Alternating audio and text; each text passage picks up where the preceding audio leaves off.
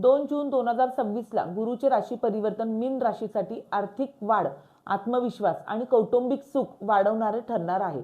हा काळ मीन राशीच्या लोकांसाठी पैसा, बोलण्याची ताकद आणि आयुष्यातील स्थिरता घेऊन येणार आहे। अनेक लोकांच्या अडकलेल्या गोष्टी आता हळूहळू मार्गी लागू शकतात। मीन राशीवर गुरु परिवर्तनाचा मुख्य प्रभाव करिअर आणि व्यवसायामध्ये स्थिरता आणि प्रगती दिसणार आहे। बोलण्याच्या कौशल्यामधून मोठी संधी मिळताना दिसणार आहे। व्यवसायात नवीन ग्राहक, नवीन क्लायंट किंवा मग आर्थिक फायदे होताना दिसत आहे।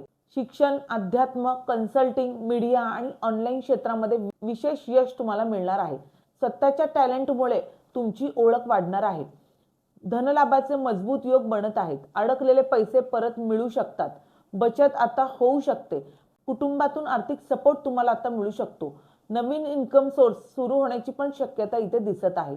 प्रेमसंबंधांमध्ये विश्वास आणि जवळकी वाढणार आहे। वैवाहिक जीवनामध्ये आनंद राहणार आहे।